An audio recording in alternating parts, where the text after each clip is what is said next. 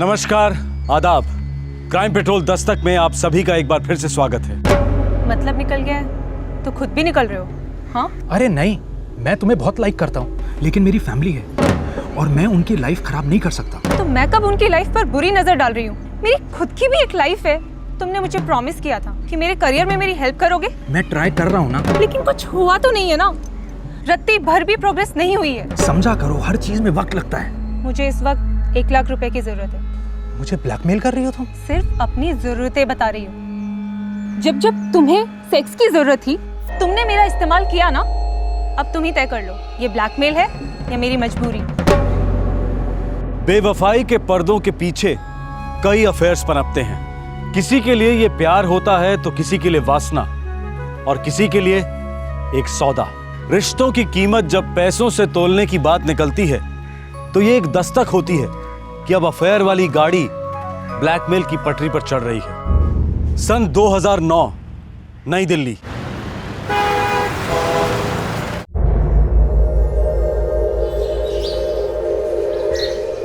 तुम एक college student हो, इसीलिए मैंने कमरा किराए पे दिया था। इसका मतलब ये नहीं कि कोई भी ऐरा गैरा नत्थू खेरा यहाँ आता रहेगा। मैम, वो लड़के मेरे फ्रेंड्स हैं और आपको डिस्टर्ब नहीं कर रहे हैं, और मेरी रिक्वायरमेंट के मुताबिक मेरी एंट्रेंस अलग है, तो आप इतना बड़ा बखेड़ा क्यों खड़ा कर रही है? नुसरत, लड़के तुम ले आती हो और बदनाम मेरी फैमिली होती है। हेलो, साफ साफ कहिए, आप कहना क्या चाहती है? यही कि सारा मोहल्ला ये समझता है कि तुम प्रोस्टिट्यूट हो, धंधा करती हो। गौरव, माइंड योर लैंग्वेज, ओके? अरे तेल लेने की लैंग्वेज। माँ, इसको अभी कभी आउट कर दो यहाँ से। एक्सक्यूज मी, 11 महीने का एडवांस किराया दिया मैंने। आप लोग मुझे ऐसे नहीं निकाल सकते, और वैसे भी अचानक मैं कहाँ जाऊंगी? भाड़ में जाओ, हमें कोई फर्क नहीं पड़ता। माँ, इसका 11 महीने का एडवांस दे दो। नुसरत, पैसे लो और फुट लो यहाँ से, वरना मैं पुलिस को फोन करूंगा। नहीं नहीं, पुलिस को मत बुलाना। क्यों, डर गई?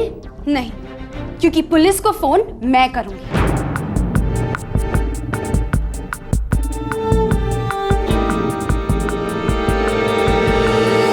Hello police. रवि, चाणक्यपुरी में फौरन 2 पीसीआर रवाना करो, डिले मत करना। एक भिजवा दिए सर, 2 और भेज देते। सर पीसीआर से कॉल है। कोई नुसरत नाम की लड़की ने फ़ोन किया था, कह रही थी कि उसकी मकान मालकिन उसे हरास कर रही है सर। रवि, जरा जाकर देखो, कुछ घरेलू मामला होगा। Sure sir.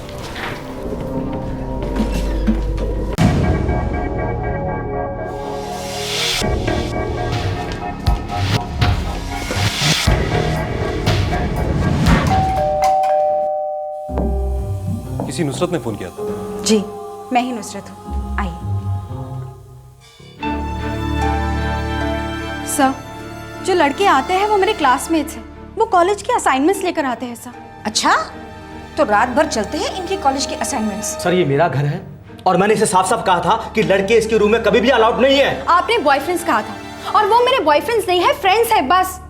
सर, वो मेरे फ्रेंड्स हैं who happen to be male। Sir, इन्हें कोई डिस्टर्बेंस नहीं होती है, क्योंकि मेरे रिक्वायरमेंट के मुताबिक मेरी रूम की एंट्रेंस अलग है। कौन से कॉलेज में आप? सर, इंजीनियरिंग कॉलेज मुनका। सर, मैं एक अच्छी फैमिली को बिलोंग करती हूँ। सर, इसके कारण मेरी फैमिली बदनाम हो रही है। इसको आज ही हमारा घर छोड़ना होगा। कॉलेज में हॉस्टल है? जी, लेकिन हॉस्टल में रूम्स खाली नहीं है सर, इसलिए तो मैं यहाँ रह रही हूँ। सर, मैंने इन्हें 11 महीने का एडवांस भी दे दिया है, तो फिर ये लोग मुझे ऐसे कैसे निकाल सकते हैं सर? सर, मेरे पास और कोई ऑप्शंस नहीं है, और ऊपर से एग्जाम्स और सबमिशन सब सर पर है। मिस्टर सूरज, बीना जी, एक चांस और दीजिए लड़की को। स्टूडेंट है। और तुम नुसरत, आज से सारे असाइनमेंट कॉलेज में पूरे करोगी। इतने अच्छे मकान मालिक किस्मत वालों को ही मिलते हैं। Okay sir, thank you. Thank you आप इन्हें कहिए, अगर ये आपको रहने देते हैं तो। क्यों मिस्टर सूरज? ठीक है सर, लेकिन ये लास्ट चांस है नुसरत। चलिए।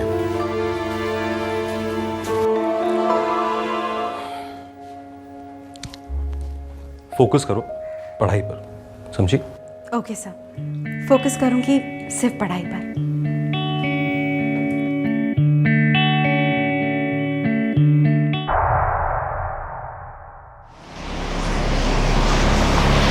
देखो, पुलिस के कहने पर तुम्हें नोटिस नहीं दी थी मैंने, और ना ही तुमसे एग्रीमेंट बढ़ाने की बात हुई थी कोई मेरी। लेकिन मैं ऐसे बैग्स पैक करके कहाँ जाऊंगी? दूसरा घर ढूंढने में वक्त तो लगेगा ही। Be reasonable. 2 दिन है तुम्हारे पास। अगर 2 दिन के बाद तुम यहाँ से नहीं गई तो मैं पुलिस के पास जा रहा हूँ। लेकिन 2 दिन बहुत कम है। 2 दिन बाद हमारे नए किराएदार आ रहे हैं।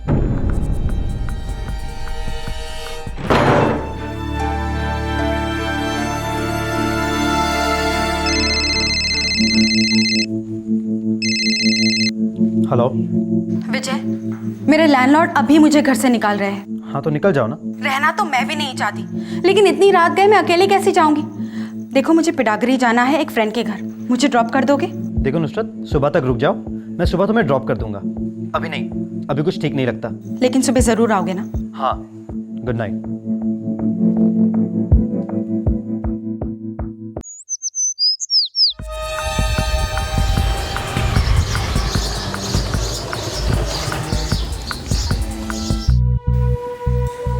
चलो विजय।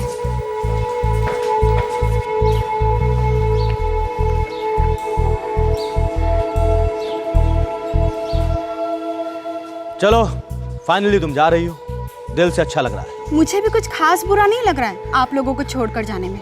सिर्फ एक बैग लेकर जा रही हो, कहीं लौटने का इरादा है तो अभी भूल जाओ। जी नहीं, कल मैं 1 घंटे के लिए लौटूंगी अपना बाकी का सामान लेने के लिए, और आपकी चाबी आपको रिटर्न कर दूंगी। ओके, चलो विजय।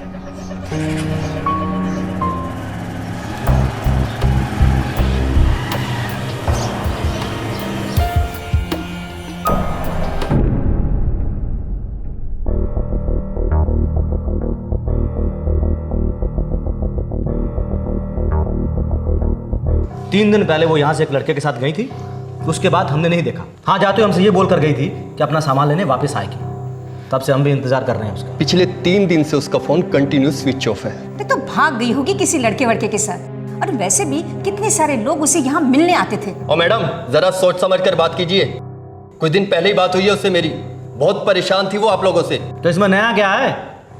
वो हमेशा सबके पास हमारी शिकायत करके अपना दुखड़ा रोती थी। शिकायत तो मैं करूंगा पुलिस से, और रोगे आप लोग। छोटी बहन है मेरी नुसरत, हम बेतिया बिहार को बिलोंग करते हैं। आखिरी बार कब बात हुई आपकी? सर यही कोई 5 दिन पहले। उसको मकान मालिक बहुत परेशान कर रहे थे, रो रही थी फोन पे, और पिछले 3 दिन से तो उसका फोन कंटिन्यू स्विच ऑफ जा रहा है। सर मुझे लगता है ये वही लड़की है सर, जिसके यहाँ रवि सर जाकर कंप्रोमाइज करवाए थे नांगलो एरिया में। सर मकान मालिक से बात हुई आपकी? उसका क्या कहना है? कह रहे थे कि 6 सितंबर को तुम्हारी बहन किसी लड़के के साथ भाग गई। जी हाँ, बिल्कुल सच है। वो 6 सितंबर को यहाँ से गई थी, फिर वापस नहीं लौटी। वो खुद गई या आपने उसे इस घर से निकाल दिया सूरज साहब? नहीं साहब, उसका लीज खत्म हो गया और मैंने कमरा दूसरी पार्टी को दे दिया। फिर घर से निकालने का सवाल ही पैदा नहीं होता। मेरा घर है, और वैसे भी उसका एग्रीमेंट 8 सितंबर तक ही था। किसके साथ गए? ये तो मैं नहीं जानता सर, और वैसे भी मैं उसके किसी बॉयफ्रेंड को नहीं जानता। सर ये झूठ बोल रहे हैं। मैं झूठ क्यों बोलूंगा? क्योंकि आप उसे पसंद नहीं करते थे। बिल्कुल पसंद नहीं करता था, लेकिन मैं उससे हमेशा 1 मील की दूरी रखता था। अब साहब, पुलिस वालों से पंगा कौन ले सकता है? क्या मतलब है आपका? साहब आप तो जैसे जानते नहीं, बहुत क्लोज दोस्ती थी उसकी आपके सब इंस्पेक्टर के साथ। कौन सा सब इंस्पेक्टर? वही साहब जिसको उसने पहली बार फोन करके यहाँ बुलाया था, जो यहाँ आया था और जिसने हमें मजबूर किया था कि हम नुसरत को यहाँ रखें। मिस्टर सूरज, बीना जी, एक चांस और दीजिए लड़की को, स्टूडेंट है। और तुम नुसरत, आज से सारे असाइनमेंट कॉलेज में पूरे करोगी। Okay sir, thank you. साहब वैसे जिस लड़के के साथ वो बाइक पर गई थी, उस बाइक का नंबर मैंने याद कर लिया था। सिल्वर कलर की बाइक थी, नंबर था DL05RJ9087। Good morning sir. Hey Ravi, good morning. बैठो। Thank you sir. और क्या हाल चाल? बस सर, कैसी चल रही है तुम्हारी क्राइम ब्रांच? वही भाग दौड़ है सर। अभी अभी केरला से लौटा हूँ, एक सॉलिड फ्रॉड का केस था। वैसे आप बताइए कैसे याद किया सर? नुसरत? कौन नुसरत सर? अरे वो मुंडका वाली जिसका मकान मालिक उसे तंग करा था, वो लड़की स्टूडेंट। ओ करेक्ट, वो college student sir. Same girl. क्या हुआ सर उसे? वही तो पता लगाना है। 3 दिन से लापता। बेचारा उसका भाई बिहार से ढूंढते ढूंढते यहाँ तक आ पहुँचा। अच्छा, उसका मकान मालिक बता रहा था, क्या नाम है उसका? सूरज जी। वो लड़की शायद तुम्हारे कुछ टच वच में थी? कोई टच वच में नहीं थी सर। एक बेसहारा कॉलेज स्टूडेंट थी, तो मैंने दिलासा दिया था कि अगर कभी कोई ज़रूरत पड़े तो फ़ोन करना, डरना नहीं। एनीवेज रवि यार, चूंकि तुम उस लड़की को अच्छी तरह से जानते हो, तो मैंने डीसीपी से रिक्वेस्ट किया है कि तुम्हें इस केस में ट्रांसफ़र कर दें। ज़रूर सर। तो बस फिर लग जाओ। Sure sir. सर वो सिल्वर कलर की बाइक का नंबर हमने आरटीओ को दे दिया है, वो बहुत जल्द हमें बताएंगे सर। और फ़ोन रिकॉर्ड्स? हाँ वो आ गए हैं सर।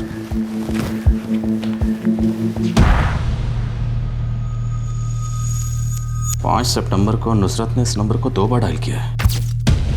जरा पता लगाओ किसका नंबर है। जी सर।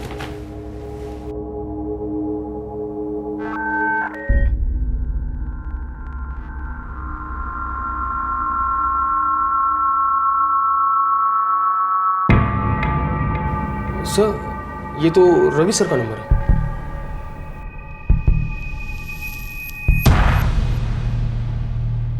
यह कोई आम केस नहीं था। इन्वेस्टिगेशन के दौरान शक की सुई एक पुलिस ऑफिसर की तरफ इशारा कर रही थी। नुसरत ने गायब होने के पहले वाली रात को पीएसआई रवि को 2 बार फोन किया था। सवाल था क्यों? सही मेरा पर्सनल मोबाइल नंबर है जो मैंने उस लड़की को दिया था। फोन घर पर ही था और मैं पिछले 1 हफ्ते से केरला में हूं। हो सकता है कि कोई परेशानी रही हो, शायद इसलिए फोन किया हो। रवि, 2 बार कॉल रिसीव हुई और बात हुई। हो सकता है तुम्हारी गैर मौजूदगी में तुम्हारे घर पर किसी ने नंबर उठाया। पता नहीं सर, मगर हो सकता है कि मिसेज ने या लड़के ने फोन उठा लिया। मैं चेक करके आपको फौरन बता दूं। श्योर।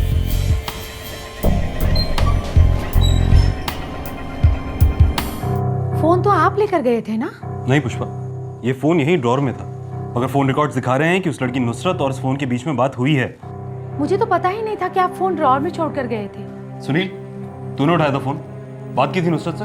नो डैड, मैं क्यों बात करने लगा किसी नुसरत से? फिर किसने बात की होगी? कैसे हो सकता है? सर वो मोटरसाइकिल ट्रेस हो गई है सर। किसकी? एक डॉक्टर है सर, डॉक्टर विजय, बाकरवाला में उसका क्लिनिक है सर।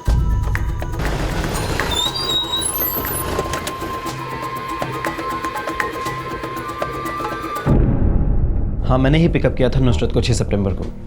और कहाँ ले गए उसे? वहीं जहाँ वो जाना चाहती थी, अपने किसी दोस्त के यहाँ पीड़ागढ़ी में। पीड़ागढ़ी में कहाँ? ऑटो स्टैंड पर।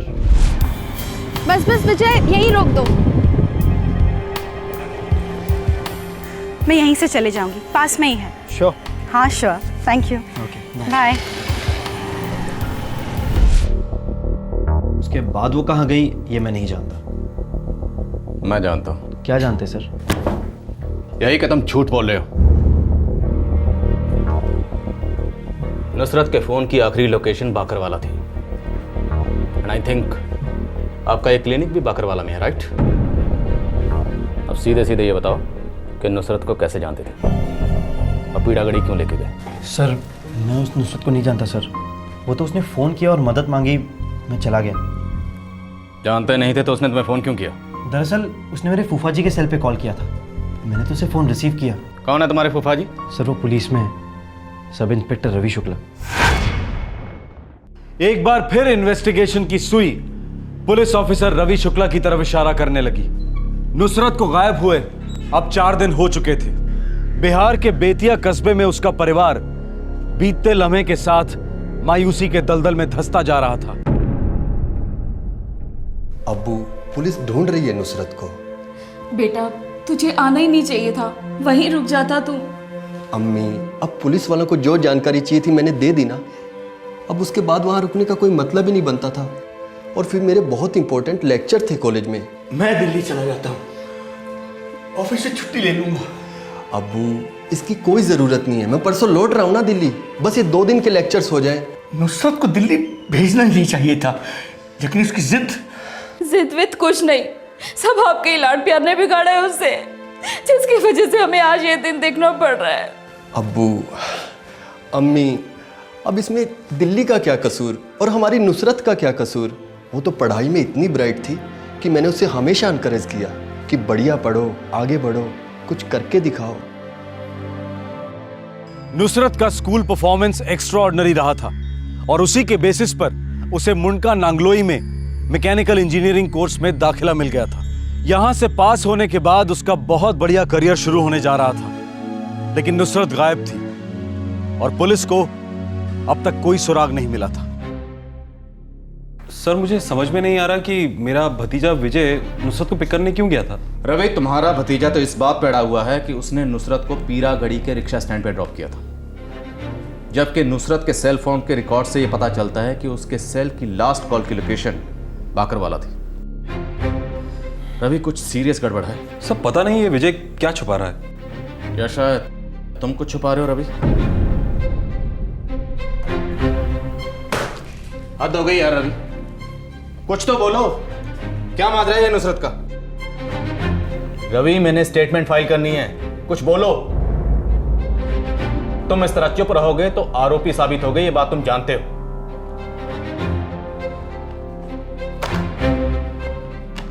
पिछले 8 महीनों में तुम्हारे और नुसरत के बीच में इतनी फोन कॉल्स हुई हैं, इतनी फोन कॉल्स कि कोई नहीं कहेगा ये फोन कॉल्स ऑफिशियल कारणों की वजह से।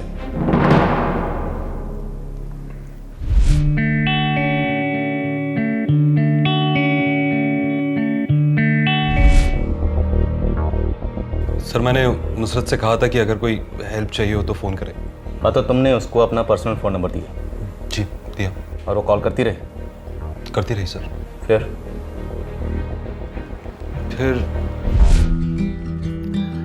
नुसरत, मैं दिन ब दिन तुम्हारी तरफ बहुत ज़्यादा अट्रैक्ट होता जा रहा हूँ, ये सही नहीं है। अब सही क्या है गलत क्या है ये सब मुझे नहीं पता। मुझे सिर्फ इतना ही पता है कि पहली मुलाकात से ही मैं आपको चाहने लगी थी, जब से आपने मुझे आपका नंबर दिया था। पर नंबर तो मैंने मदद के लिए दिया था ना। हाँ, मुझे आपकी हेल्प की ज़रूरत है। I love you Ravi, help me please. Nusrat, तुमसे कुछ छुपा नहीं है, मैं शादीशुदा हूँ। ये सब करते हुए मुझे गिल्टी फील हो रहा है, राइट? राइट। देखिए, आपको गिल्टी फील करने की कोई ज़रूरत नहीं है।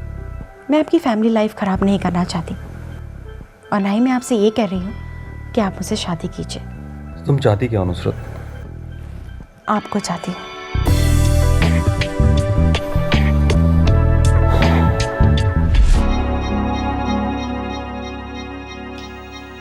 रवि, तुमने पर्सनल और प्रोफेशनल दोनों हदें पार की।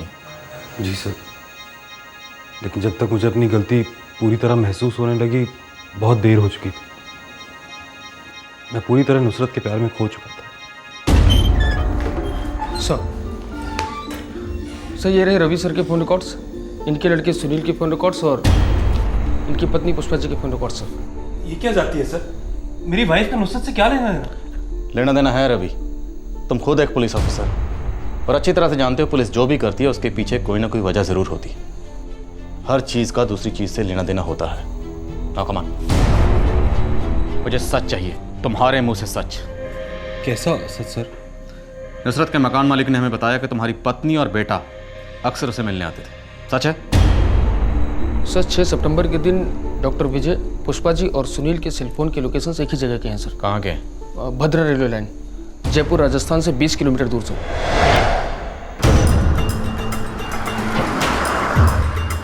7 सितंबर को हमें एक कॉल आई थी सर कि भद्रा रेलवे लाइन के पास एक नाले में एक लाश पड़ी हुई है।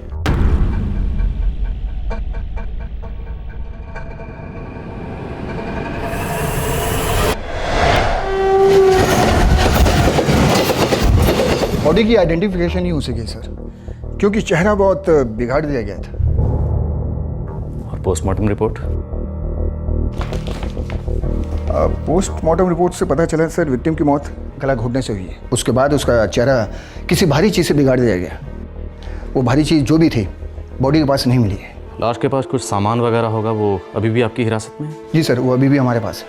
लाश 4 दिन हमने वेट किया सर, फिर जब बहुत ज़्यादा सड़ने लगी तो बॉडी दफना दी हमने। आपको कैसे पता चला कि लड़की मुसलमान या ईसाई है? उसके गले में एक तावीज़ मिली है सर, वो तावीज़ इस्लामिक थी।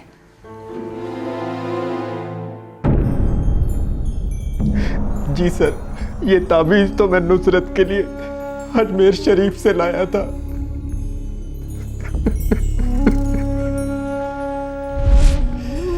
खास तेरे लिए लाया हूँ अजमेर शरीफ से। अब खूब मन लगा के पढ़ना। बिल्कुल भाईजान, खूब मन लगा के पढ़ूंगी। दिल्ली बहुत बड़ा शहर है, कहीं भटक तो नहीं जाएगी ना मेरी ये स्कॉलर बहन? डोंट वरी भाईजान, आपकी ये स्कॉलर बहन बिल्कुल नहीं भटकेगी।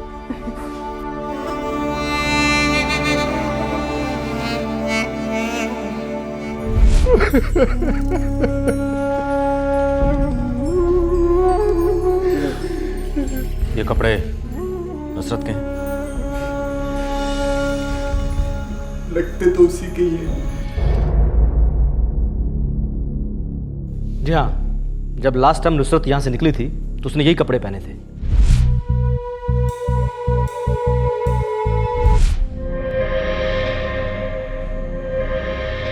विजय सच बता, तूने नुसरत को मार डाला या फिर वो गलती से मर गई? गलती तो आपसे हुई है फूफा जी। गलती नहीं बल्कि गुनाह हुआ है आपसे। शादीशुदा होने के बावजूद आप अपने से 20 साल छोटी लड़की से अफेयर कर बैठे थे। बेचारी बुआ कैसे तड़प रही थी, मुझसे उनकी हालत देखी नहीं गई। इश्क के आगोश में पुलिस इंस्पेक्टर रवि ने नुसरत को चांद सितारे तोड़ लाने के वादे किए थे। असलियत में अगर वो कुछ तोड़ रहा था तो वो सिर्फ दिल था, अपनी पत्नी का और अपनी प्रेमिका नुसरत का। नुसरत, मैं कोशिश कर तो रहा हूँ, तुम्हें ऐसा क्यों लगता है कि मुझे तुम्हारे करियर की फिक्र नहीं? अगर होती तो अब तक आपने मुझे पुलिस में नौकरी दिलवा दी होती। 16 फॉर्म्स भरे मैंने, इतने सारे इंटरव्यूज दिए, अब तक मुझे एक कॉल नहीं आया। क्यों? ये सब मेरे हाथ में है क्या? नहीं, आपके हाथ में तो सिर्फ मैं ही हूं ना, एक खिलौना। गलत बात नुसरत, मैं ही जानता हूँ कि कितनी कोशिशें की हैं मैंने तुम्हारी इस नौकरी के लिए। आप तो कितने बड़े बड़े लोगों को जानते हो, डीसीपी लेवल के, एसपी लेवल के, लेकिन आज तक आपने किसी से भी मेरा इंट्रोडक्शन नहीं करवाया। हालांकि आप ही ने मुझे कहा था कि किसी बड़े ऑफिसर से बात करके मुझे नौकरी दिलवाएंगे। ये सब इतना आसान नहीं है नुसरत। तो फिर आसान क्या है आपके लिए? वादे करना या फिर चुटकी बजा के मुझे हाजिर करना अपनी अय्याशी के लिए? और इन सब के लिए रिटर्न में मुझे क्या मिला है? नुसरत, मैंने प्यार किया है तुमसे, कोई सौदा नहीं किया। प्यार? आपका प्यार तो सिर्फ बिस्तर पे ही झलकता है। असली प्यार करने वाले तो कुर्बानियां देते हैं। क्या मतलब? मतलब प्यार करने वाले अपने लवर के लिए बहुत कुछ करते हैं। बिस्तर के बाहर थोड़ा सा वक्त और थोड़े पैसे खर्च करते हैं। पैसे? हाँ, पैसे। मुझे 1 लाख रुपए की जरूरत है। नुसरत, ये ज्यादती हो रही है। बिल्कुल हो रही है, लेकिन आपसे। और इसकी एक छोटी सी कीमत तो अदा करनी होगी आपको, नहीं तो मैं पूरी दुनिया को बता दूंगी कि आपकी असलियत क्या है। आपकी फैमिली और पुलिस वाले दोनों को जवाब देना होगा आपको।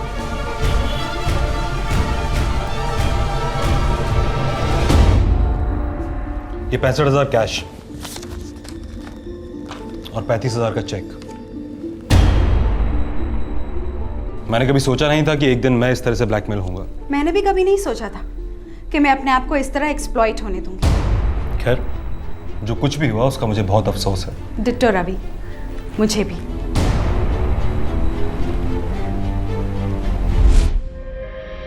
फूफा जी को हमेशा लगता था कि बुआ जी को कुछ नहीं पता, पर सच्चाई छुपाई नहीं छुपती।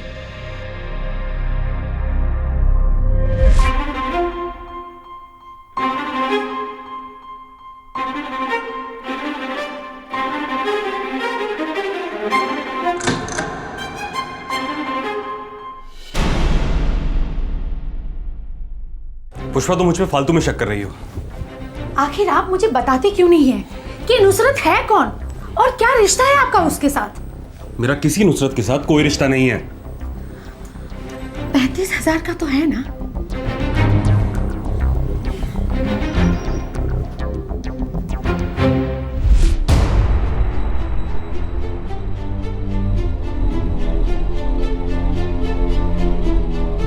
नुसरत की असलियत पहचानने में मुझे जरा सी भी देर नहीं लगी। आखिर मैं एक पुलिस वाले की पत्नी जो हूं, मुझे वो चेक चाहिए, वापस करो। वो पैसे मेरे हैं जो तुमने मेरे पति को ब्लैकमेल करके ऐंठे हैं। तुम्हारे पति ने मेरा इस्तेमाल किया है, फ्रॉड किया है, झांसा दिया है उससे मुझे, जिसकी कीमत तुम 35,000 चार्ज करती हो। दूसरे मर्दों से भी इतना ही लेती हो। देखिए, मैं पुलिस को बुलाऊंगी। पुलिस? तुम एक पुलिस वाले का घर तबाह कर रही हो और पुलिस से ही मदद मांगोगी?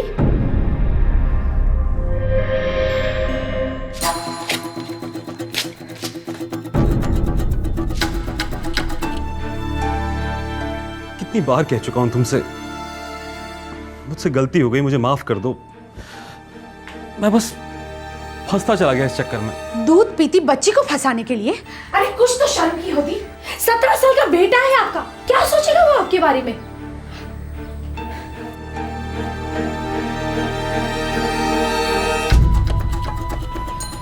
थैंक्स। तुम्हारी वाइफ जबरदस्ती मुझसे वो चेक लेकर चली गई थी। मैं पुलिस के पास जाने ही वाली थी। सुनो नुसरत, तुम्हें 1 लाख रुपया चाहिए था, वो तुम्हें मिल गया। अब इस किस्से को यहीं खत्म कर दो। 8 महीने, और इन 8 महीनों में लगभग हर दूसरे दिन तुमने मेरा इस्तेमाल किया, मजे लूटे, और अब पल्ला झाड़ के चल दिए। नुसरत प्लीज, मैं इस रिश्ते को और आगे नहीं बढ़ाना चाहता। मुझसे गलती हो गई, मुझे माफ कर दो। मैं अपनी फैमिली की लाइफ और बर्बाद नहीं कर सकता। और मेरी लाइफ जो तुमने शुरू होने से पहले ही खराब कर दी, उसका क्या? अब मैं इस बेकार लाइफ का क्या करूं? सर, मैं जान गया था कि मैं एक चक्रव्यूह में फंस गया हूँ, इसीलिए मैंने यहाँ से ट्रांसफर मांगा था। और फिर मुझे लगा कि एक बार यहाँ से ट्रांसफर हो गया तो सब कुछ अपने आप ही ठीक हो जाएगा। अभी एक बार बात तो की होती, कोई ना कोई हल निकाल लेते। 1 महीने से मेरा उसके साथ कोई कांटेक्ट भी नहीं था। फिर उस रात उसने मुझे फ़ोन क्यों किया, इसका कोई आइडिया नहीं सर। सिर्फ नुसरत ही बता सकती थी कि उसने उस रात सब इंस्पेक्टर रवि शुक्ला को फोन क्यों किया था। शायद वो किसी मुसीबत में फंस गई थी और उसके पास मदद के लिए और कोई नहीं था। शायद वो उन्हें मिस कर रही थी, दोबारा से रिश्ता कायम करना चाह रही थी। इन सारे सवालों के जवाब नुसरत के साथ दफन हो चुके हैं। देखो, 2 दिन है तुम्हारे पास। अगर 2 दिन के बाद तुम यहाँ से नहीं गई तो मैं पुलिस के पास जा रहा हूँ। लेकिन 2 दिन बहुत कम है। वैसे तो पूरा साल कम पड़ गया तुम्हें। मैं कुछ नहीं जानता। 2 दिन बाद मेरे नए किराएदार आ रहे हैं, मेरी बात को सीरियसली लो। मैं तमाशा नहीं चाहता।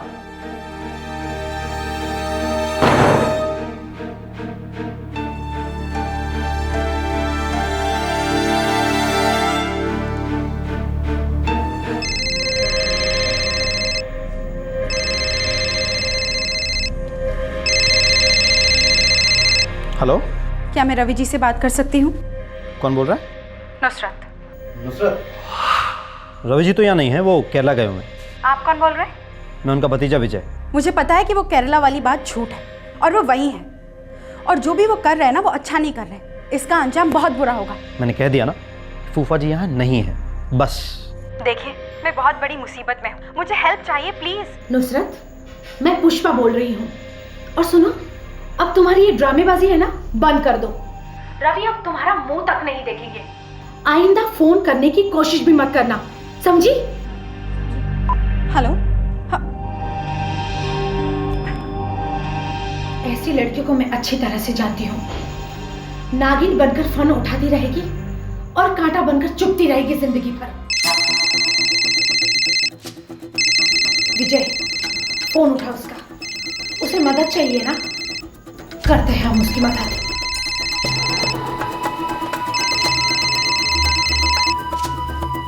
हेलो विजय, मेरे लैंडलॉर्ड अभी मुझे घर से निकाल रहे हैं। तो निकल जाओ। रहना तो मैं भी नहीं चाहती, लेकिन इतनी रात गए मैं अकेले कैसे जाऊंगी? देखो, मुझे पिडागरी जाना है अपने एक फ्रेंड के घर। मुझे ड्रॉप कर दोगे? अभी? कोई प्रॉब्लम है? देखो नुसरत, सुबह तक रुक जाओ, मैं सुबह तुम्हें ड्रॉप कर दूंगा। अभी इस वक्त कुछ ठीक नहीं लगता। ठीक है, लेकिन सुबह ज़रूर आओगे ना? पक्का। Good night.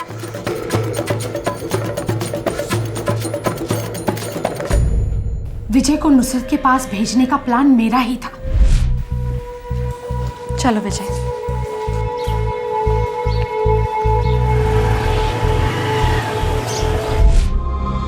मैंने कुछ चीज़ें कलेक्ट करने का बहाना बनाया और उसे अपनी क्लिनिक लेकर गया। विजय, सच सच बताओ, रवि जी केरला वेरला नहीं गए राइट? वो गए हैं केरला। मेरी जेन्युइन प्रॉब्लम है, और अगर वो यहाँ होते ना तो मैं तुम्हारी हेल्प नहीं लेती, क्योंकि मुझे पूरा कॉन्फिडेंस है कि वो मेरी हेल्प ज़रूर करते। हाँ हाँ, ज़रूर करते। वो ठीक तो है ना? उन्हें कुछ हुआ तो नहीं है राइट? वो बिल्कुल ठीक है, केरला गए हुए हैं। 50 बार कह चुका हूँ तुम्हें। तो 1 महीने से उन्होंने मुझे कांटेक्ट क्यों नहीं किया? मैंने उन्हें देखा तक नहीं है। और देखोगे भी नहीं।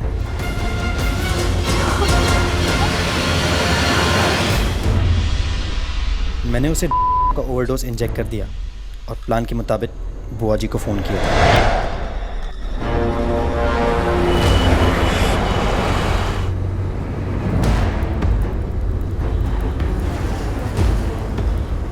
बेहोश नुसरत को हम लोग बुआ जी की कार में राजस्थान ले गए।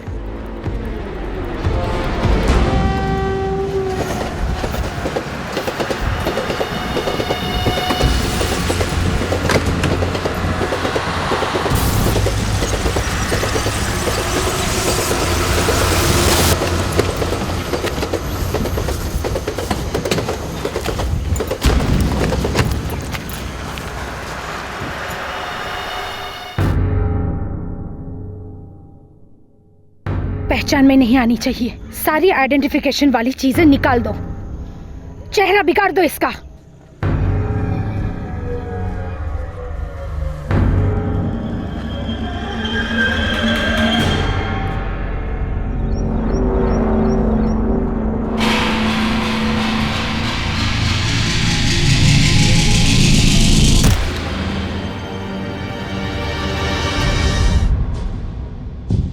विजय, इस पत्थर को यहाँ पर नहीं छोड़ेंगे, गाड़ी में रख लो इसे।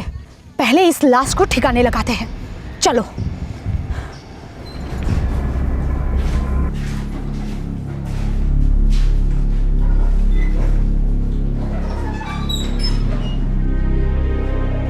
एक पुलिस वाला होने के नाते तुम्हें अपनी लाइन क्रॉस नहीं करनी चाहिए थी रवि।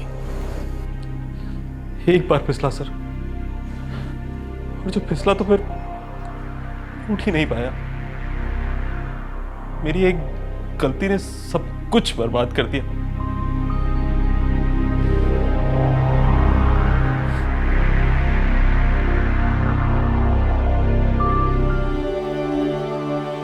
हमारी इतनी होनहार होशियार बेटी ब्लैकमेल कैसे कर सकती है किसी को? इतने सारे पैसों का वो करने वाली क्या थी? शहर की हवा जाने क्या क्या सिखा देती है हमारे बच्चों को, और उसके बाद उन्हें हमसे हमेशा के लिए छीन लेती है, हमेशा के लिए।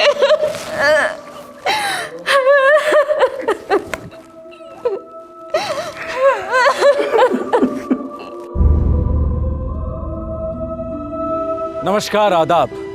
क्राइम पेट्रोल दस्तक में आप सभी दर्शकों का एक बार फिर से स्वागत है।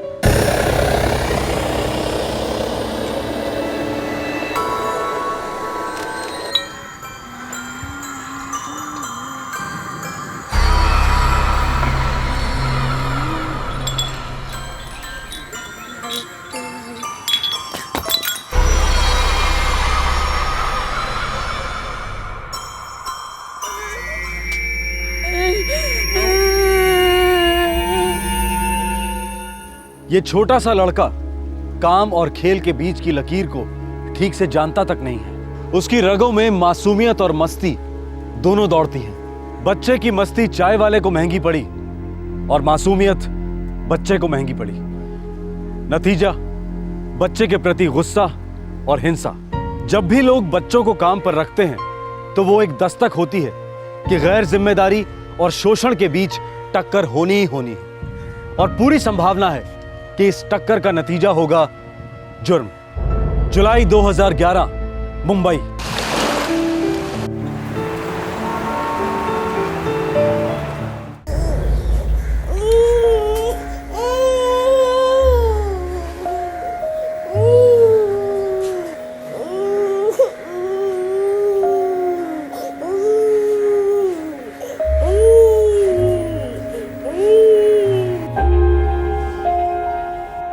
अरे मेहरू, हाँ, वो शगुफ्ता की साइंस वाली बुक बैग में रखी कि नहीं? साइंस वाली वो मुझे पता नहीं मेम साहब, लेकिन आपने जो दी वो मैंने डाल दी।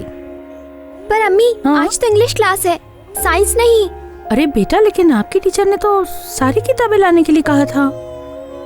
चलो कोई बात नहीं, मैं उनसे कह दूंगी, बाकी का होमवर्क तुम स्कूल जाकर कर लेना, ठीक है ना? चलो बंद करो इसे। जी। मेम साहब, अजान बाबा दूध नहीं पी रहा। दे मुझे।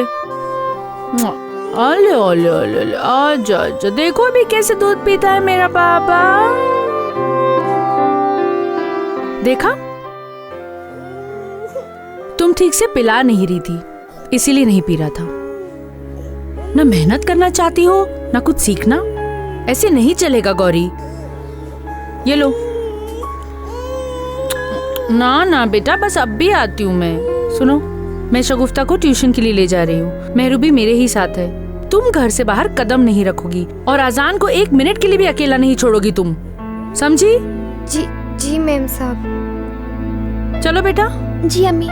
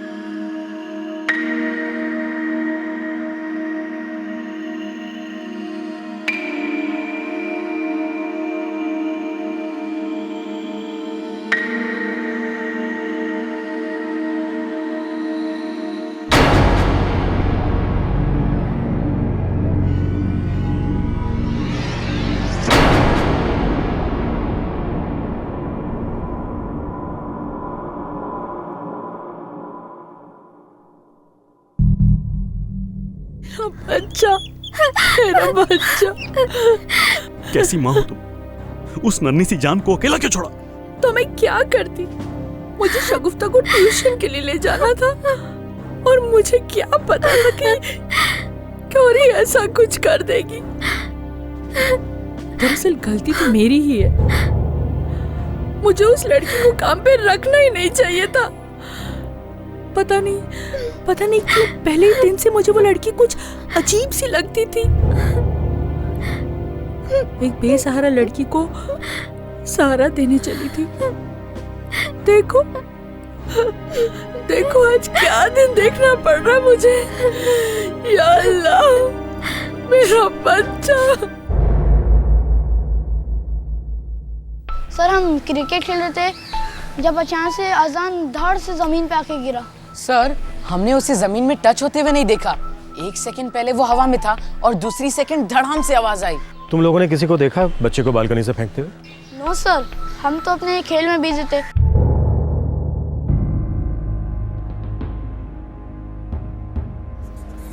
साहब,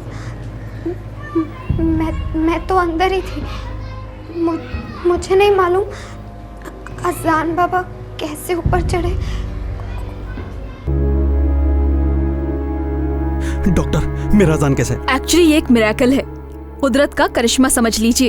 एक सिंगल फ्रैक्चर भी नहीं हुआ। क्या अब हम अंदर जा सकते हैं? 1 घंटे बाद हल्की हल्की चोटें आई हैं। हमने उसे सिडेट किया है। थोड़ा ऑब्जर्व करेंगे बट नथिंग सीरियस। आप लोग वाकई में बहुत लकी हो।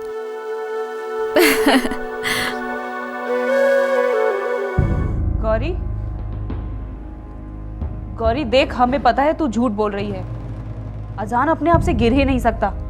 गौरी तुझसे कुछ पूछा जा रहा है। गौरी बात क्या है, बोल। हमने बहुत कोशिश कर ली लेकिन कोई फायदा नहीं, एकदम गूंगी बन जाती है। सर ऐसा करो, पहले इसका मेडिकल करवाओ, उसके बाद देखते हैं हमें क्या करना है। जी सर।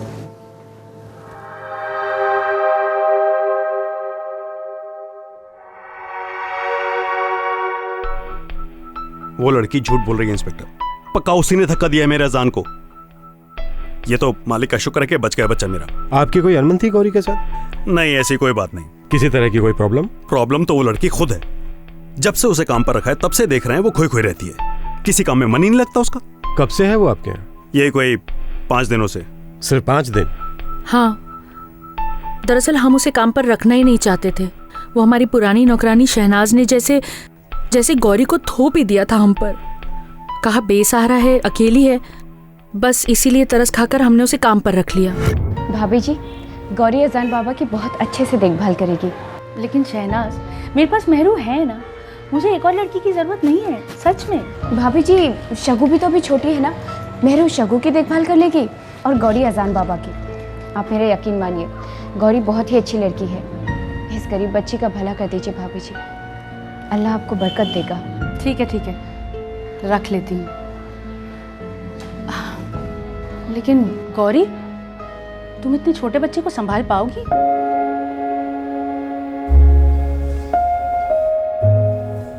ठीक है, लेकिन शहनाज मैं पहले ही कह देती हूँ ना, काम पसंद नहीं आया ना तो उसी वक्त छुट्टी।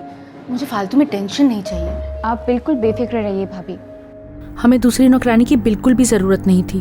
वो शहनाज ने कहा कि गरीब है, पैसों की बहुत जरूरत है, बस इसीलिए रहम खा करके रख लिया उसे काम पर। लेकिन खुदा कसम, ऐसा कुछ करेगी ऐसा सपने में भी नहीं सोचा था। एक्सक्यूज मी, अब आप अपने बच्चे को देख सकते हैं। चलो। दांडेगढ़ सर, बच्चे को बालकनी से फेंकने के लिए मेंटल लेवल नॉर्मल तो नहीं हो सकता। मैं शहनाज का पता करता हूँ, शायद वो बता पाएगी कि इस गौरी का इस तरह दिमाग क्यों घुमा हुआ है। कैसा है मेरा बेटा? दर्द हो रहा है मेरे बच्चे को? नहीं, इसको दर्द थोड़ी ना होता है, ये तो मेरा शेर बच्चा है ना? अब इसके अब्बा इसको असली का शेर दिखाने जू लेके जाएंगे। है नौजवान, लाइन कैसे करता है बेटा? कैसे करता है शेर?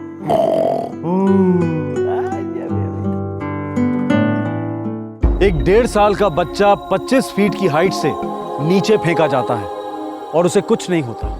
यह सिर्फ एक चमत्कार ही हो सकता है, इसका कोई साइंटिफिक या लॉजिकल एक्सप्लेनेशन नहीं है। लेकिन सभी जानते थे कि अजान को गौरी ने बालकनी से नीचे फेंका था, पर क्यों फेंका था ये अब तक एक रहस्य था। सब जानते थे कि गौरी डिस्टर्ब्ड है, लेकिन इस डिस्टर्बेंस के पीछे वो क्या हालात थे, क्या हादसे थे, ये पता लगाना अभी बाकी था। साहब, मेरा उस लड़के से कोई रिश्ता नहीं है साहब, न तो खून का, न ही बिरादरी का और न ही मोहल्ले का साहब।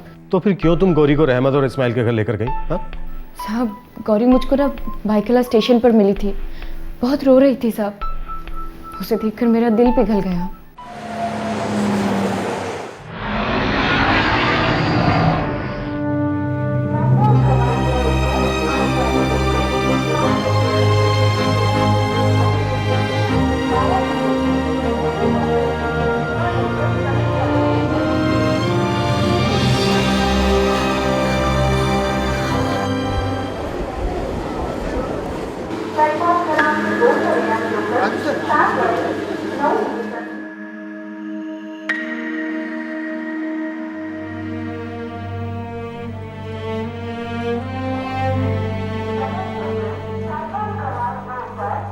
ए छोकरी, तू रो क्यों रही है?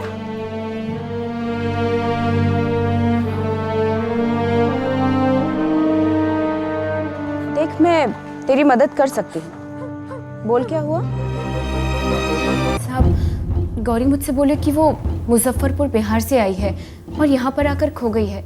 मैंने उससे पूछा साहब कि अपने माँ बाप का नाम पता बता, घर का, बाप का फ़ोन नंबर दे, लेकिन साहब वो कुछ भी नहीं बोली। बस इतना ही बोलती रही कि वो मुंबई आकर खो गई है। लेकिन वो मुजफ्फरपुर से मुंबई कैसे पहुंची? पता नहीं साहब, ये तो मैंने उससे नहीं पूछा। और तुझे अचानक उस पर तरस आ गया? साहब, इस शहर को आप मुझसे अच्छे से जानते हैं। इतनी कम उम्र की अकेली लड़की अगर गलत हाथों में पड़ जाती तो सीधे कमाठीपुरा पहुंचती साहब। मैं उसे उसके हाल पर नहीं छोड़ पाई साहब। उस पर तरस आ गया और उसे मैं रहमत भाभी के यहाँ ले गई। वो बड़े लोग हैं ना साहब। तुम्हें लड़की के बारे में कुछ भी नहीं पता, फिर भी तुमने ऐसे ही इतनी बड़ी जिम्मेदारी वाले काम के लिए उसकी सिफारिश की? हा? तुम्हें पता है तुमने कितनी बड़ी भूल की है? खुदा कसम साहब, मैं तो सिर्फ मदद करना चाहती थी। मुझे क्या पता था कि वो इतनी बेरहम निकलेगी। सर, गौरी की मेडिकल रिपोर्ट आ गई है। हाँ बोलो, क्या बात है? सर, वो अकेले में कुछ बात करनी थी।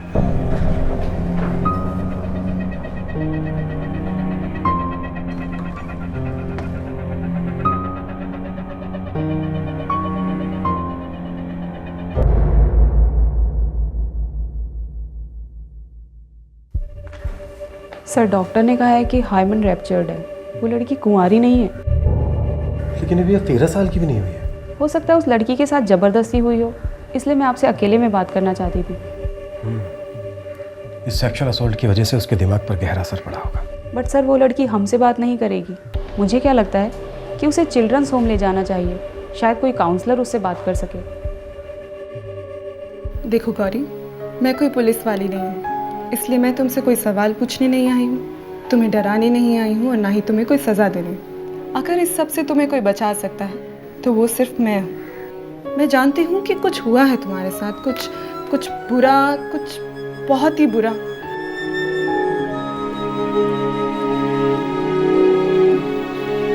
गौरी, मैं जानती हूँ कि उस सब में तुम्हारी कोई गलती नहीं थी। तुम तो बहुत अच्छी लड़की हो, बस तुम में बहुत गुस्सा है और इसी गुस्से में तुमने आज़ान बाबा को ऊपर से नीचे फेंक दिया। गौरी, किस पर है इतना गुस्सा तुम्हें? अपनी दीदी या माँ समझकर बताओ मुझे, मैं तुम्हारी मदद करने आई हूँ। बताओ मुझे कि किसने दिया है तुम्हें इतना दर्द? बताओ, बोलो गौरी, बोलो।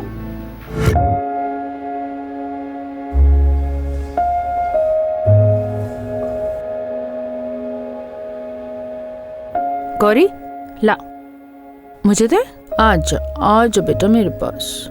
जा, तू जाके खाने का टेबल लगा दे, इसके अब्बा आते होंगे। जा।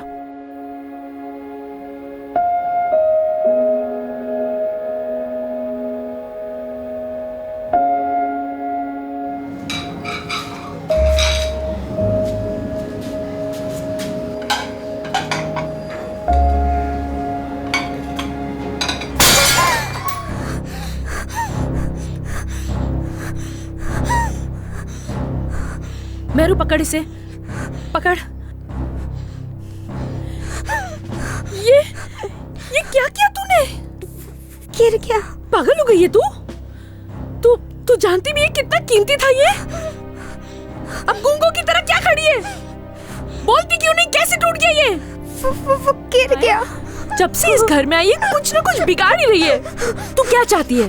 तू सच बता मुझे, क्यों आई है तू यहाँ?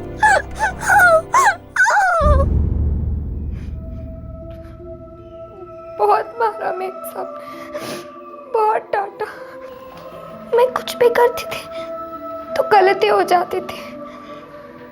मेरे हाथ से अहसान बाबा दूध नहीं पीता तो उसमें मेरी क्या गलती? ये उसी दिन की बात है ना जिस दिन तुमने आजान को ऊपर से नीचे फेंक दिया? मैं आजान बाबा को फेंकना नहीं चाहती थी, मगर मुझे बहुत गुस्सा आया था, इसीलिए मैंने उसे फेंक दिया। गौरी, क्या सिर्फ यही कारण है जिसकी वजह से तुमने आजान को इतनी ऊंचाई से नीचे फेंक दिया? तुम्हारे मेम साहब ने क्रॉकरी टूटने पर तुम्हें डांटा मारा सिर्फ इसलिए? मैंने कहा ना, मुझे बहुत गुस्सा आया था। लेकिन फिर भी गौरी, जो तुमने किया वो गलत था। आप पुलिस वाली है ना? नहीं गौरी, मैं पुलिस वाली नहीं हूँ। मैं तो तुम्हारा भला सोच रही हूँ। आप मुझे जेल भेजने आए हैं ना? फिर गलत सोच रही हो तुम। मैं तुम्हें जेल नहीं भेजूंगी, मैं तुम्हें एक ऐसी जगह ले जाऊंगी जहाँ तुम्हारे जैसे और भी बच्चे होंगे। वहाँ सब साथ रहते हैं, साथ में खेलते हैं, पढ़ते हैं, और वहाँ कोई काम नहीं करता। बहुत कॉम्प्लिकेटेड केस है। गुस्सा किसी दूसरी बात पर है, लेकिन वो उस बात का सामना नहीं करना चाहती, इसलिए रहमत के थप्पड़ों को अपने गुस्से का कारण बता रही है। सेक्सुअल असॉल्ट के बारे में बात नहीं की उससे? नहीं, मैंने अभी इस बारे में कोई बात नहीं छेड़ी। बहुत सेंसिटिव केस है, इस बारे में मैं कल ही बात करूंगी। Okay, thank you.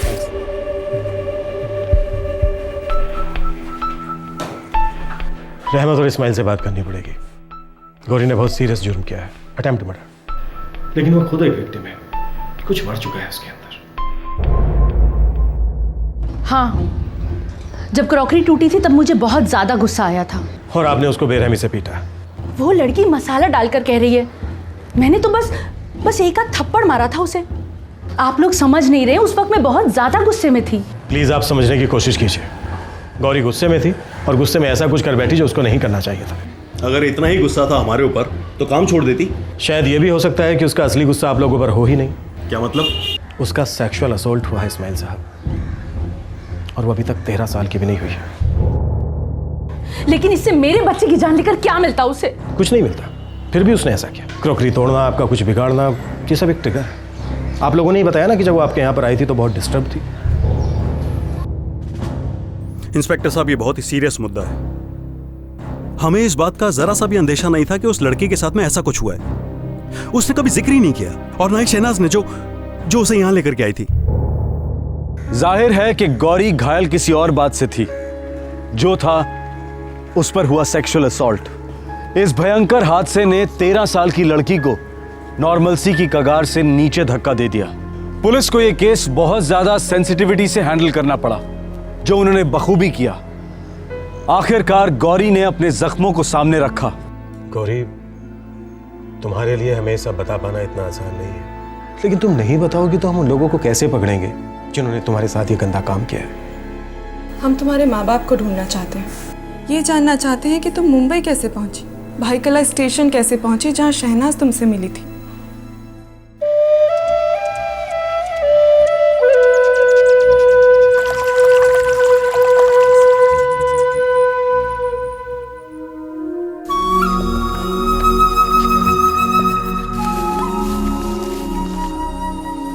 मेरा गांव नेपाल में है। वहाँ मेरे पापा है, माँ और छोटा भाई। सब कुछ बहुत अच्छा था, बहुत अच्छा। फिर एक बार फसल नहीं हुई। पापा बहुत परेशान रहते थे, इसीलिए मुझे और मेरे छोटे भाई दोनों को इस स्कूल से निकाल दिया बाबा ने। मैं फिर काम पर लग गई। पापा की मदद करने में जुट गए। एक दिन मैं काम से घर लौट रही थी, तभी मुझे सुखी मिला। वो भी हमारे गांव का ही है।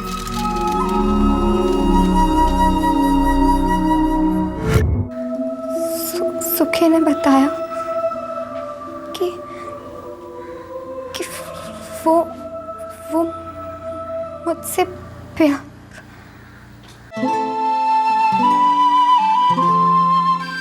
यहाँ कुछ भी नहीं रखा है गौरी। इस गांव में कुछ भी तो नहीं है। सब तो है, माँ, बाबा, छोटू।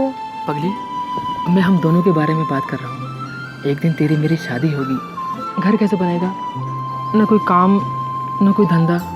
तो फिर क्या करें? मुंबई। हम दोनों मुंबई जाएंगे, वहाँ जाकर खूब सारा पैसा बनाएंगे। हाँ, मुंबई जानती है ना? उस पार है मुंबई। पूरे 4 दिन लगते हैं मुंबई जाने में। 4 दिन? सोने चांदी की नगरी है मुंबई। हाँ, हम दोनों कल सुबह मुंबई को निकल रहे हैं। अरे पहले बाबा से तो पूछ लूं। धत तेरे की, तेरे बाबा तो ना ही कहेंगे। हाँ, तो फिर मुझे नहीं आना। ठीक है, जैसी तेरी मर्जी। मैं वहाँ पर किसी मुंबई वाली लड़की से ही शादी कर लूंगा। हाँ, ऐसा मत कहो, मुझे रोना आता है। तेरे बिना मुझे भी मुंबई में बहुत रोना आएगा। हाँ, हम दोनों मुंबई जाएंगे और वहीं शादी कर लेंगे और फिर मजे से रहेंगे। लेकिन माँ, पापा और छोटू? अरे तू उनकी चिंता बिल्कुल भी मत कर। एक दिन हम उन तीनों को भी अपने साथ मुंबई बुला लेंगे। हाँ, खूब सारा पैसा कमाएंगे और एक अच्छा सा घर बसाएंगे। अपना ज़रूरी सामान रख रहे और एक जोड़ी कपड़े भी रख लियो। और मुझे कल सुबह मिल। पहले हम दोनों बॉर्डर पार करेंगे और उसके बाद सीधा मुंबई, मैं और तुम और हमारी नई जिंदगी। हाँ?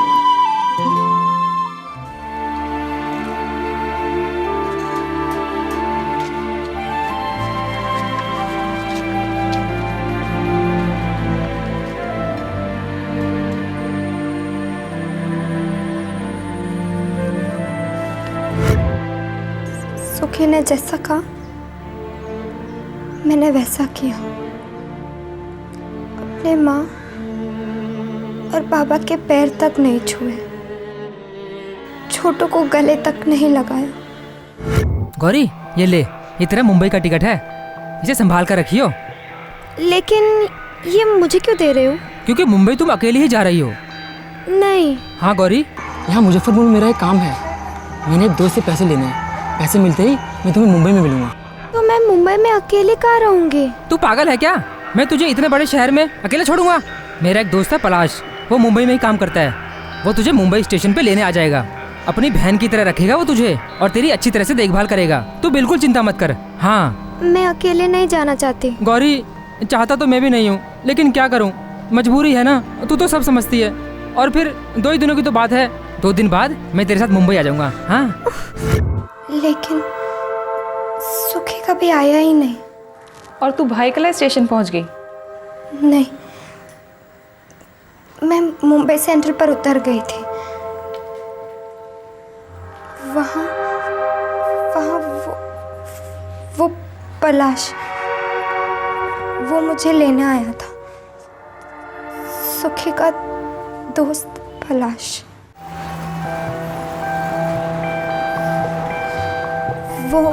वो मुझे अपने साथ ले गया।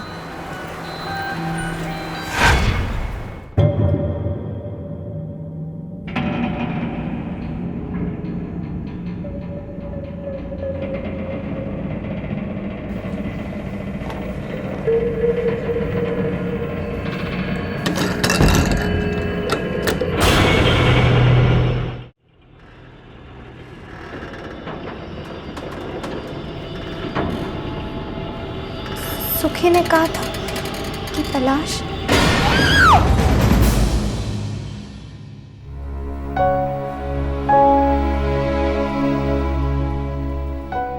वो बहुत गंदा आदमी है। उसने मुझे गंदा कर दिया। पूरे दिन ऐसा ही करता रहा। मैंने उससे कई बार पूछा, क्यों कर रहे हो? क्या बोला? बोला कि सुखी को पैसे दिए, लेकिन मुझे कुछ समझ नहीं आया।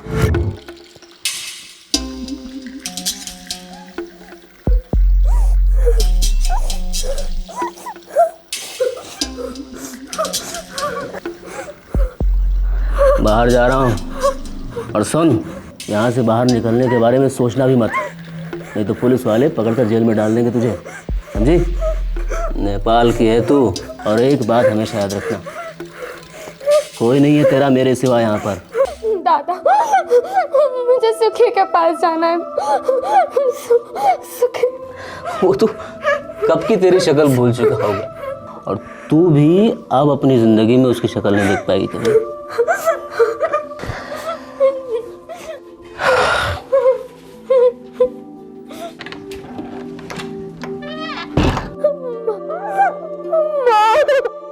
मैं बहुत देर तक रोती रही, फिर वो पलाश वो वापस आया।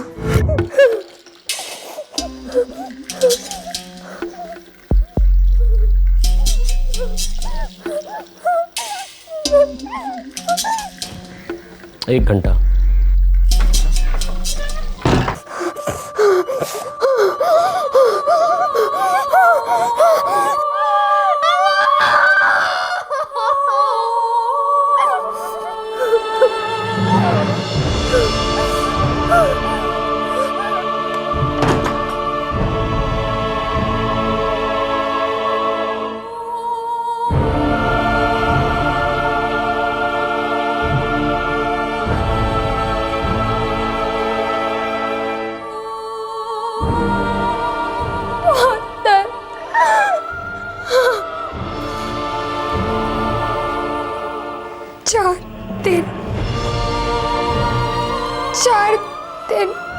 चार रात, बहुत सारे लोग आए।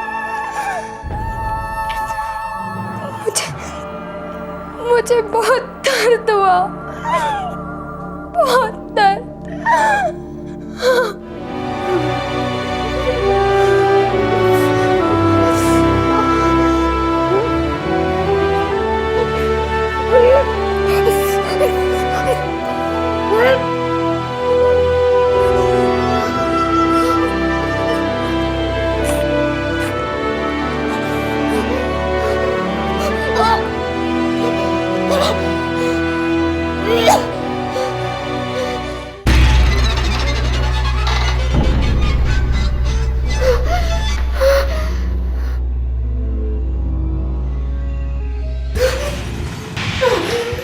एक दिन पलाश ने गलती से दरवाजा खुला छोड़ दिया था। मैं वहां से भाग गई।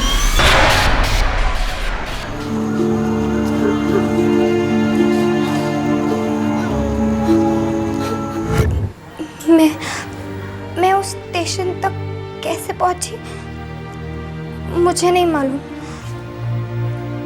कुछ पता नहीं चल रहा था। कुछ लोगों ने बताया वहां से मुजफ्फरपुर की कोई गाड़ी नहीं जाती। मैं पूरा दिन वहां बैठी रही, रोती रही,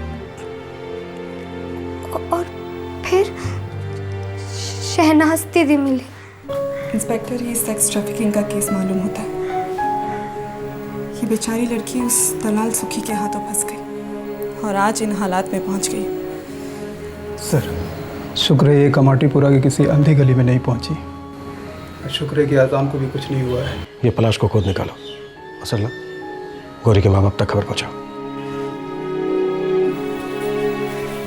गौरी, हमें अपने गांव का नाम बताओ, हम तुम्हारे माँ बाप से कांटेक्ट करेंगे। नहीं नहीं, बाबा को बहुत बुरा लगेगा,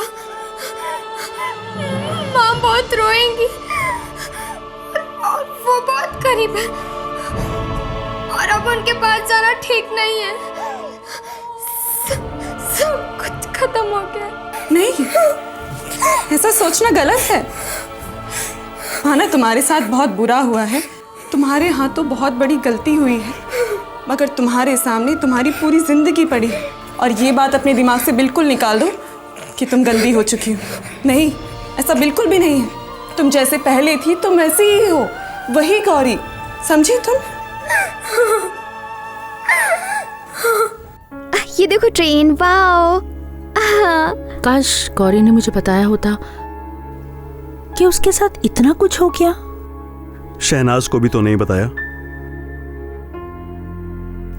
इतनी छोटी सी उम्र में इतना वैशीपन सहन किया उसने, और मैंने बहुत ज्यादा ज्यादती की है उसके साथ। रहमत, कभी कभी गलतियां हो जाती हैं। सुनिए, आप गौरी के खिलाफ कोई कंप्लेन मत कीजिए। अल्लाह ने हमारी औलाद की हिफाजत की, वो भी किसी की औलाद है। बस मैं तो अब इतना ही चाहती हूँ कि गौरी के माँ बाप जल्द से जल्द यहाँ आकर उसे अपने साथ घर ले जाएं। हाँ देखो ट्रेन, देखो। और ये कौन है? मुझे नहीं पता ये कौन है, तुम्हारा फ्रेंड है? सर। हाँ दांडेकर,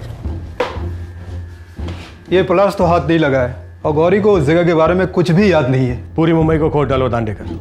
ये पलाश तो छोटा मोटा छुआ होगा, इसके जरिए हमें इस गंदे धंधे के बड़े बड़े घूंस हाथ लगेंगे।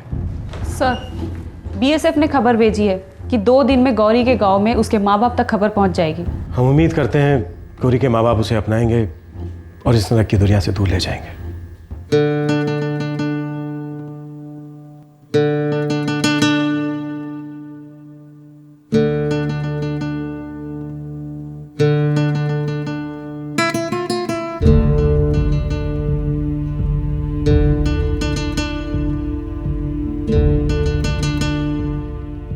गौरी फिलहाल डोंगरी के फीमेल शेल्टर होम में है। जे हॉस्पिटल में उसका साइकेट्रिक ट्रीटमेंट हो रहा है, ट्रॉमेटिक डिप्रेशन के लिए। घाव भरने में महीने लग सकते हैं, शायद कई साल भी। मुंबई पुलिस उस शख्स को हर जगह ढूंढने की कोशिश कर रही है जिसने इस बच्ची के साथ बलात्कार किया और फिर उसे प्रोस्टिट्यूशन के दलदल में धकेलने की कोशिश की। अब एक बहुत जरूरी बात, हमारे देश के कानून के अनुसार 14 साल के नीचे की उम्र के बच्चों को घर के काम के लिए रखना गैर कानूनी है। सिर्फ घर के काम के लिए ही नहीं, बल्कि ढाबे, फैक्ट्रीज, ऑफिसेज, सब जगह पर पाबंदी है। लेकिन अनऑफिशियल स्टैटिस्टिक्स बताते हैं कि हमारे देश में 14 साल के नीचे की उम्र के कम से कम 4 करोड़ बच्चे इन सेक्टर्स में इस्तेमाल होते हैं। इनका कोई प्रोटेक्शन नहीं, हर किस्म से शोषण होता है इनका। क्राइम पेट्रोल के प्लेटफॉर्म से हम ये संदेश बुलंद करना चाहते हैं, say no to child labour. Child labour हमारे देश के भविष्य का शर्तिया नाश है और इंसानियत के खिलाफ बहुत बड़ा गुनाह। अगले हफ्ते आपसे फिर मुलाकात होगी, तब तक अपना ख्याल रखें, सुरक्षित रहें। जय हिंद। इस तरह के और भी एपिसोड देखने के लिए हमारे चैनल को सब्सक्राइब करें और बेल आइकन दबाना ना भूलें।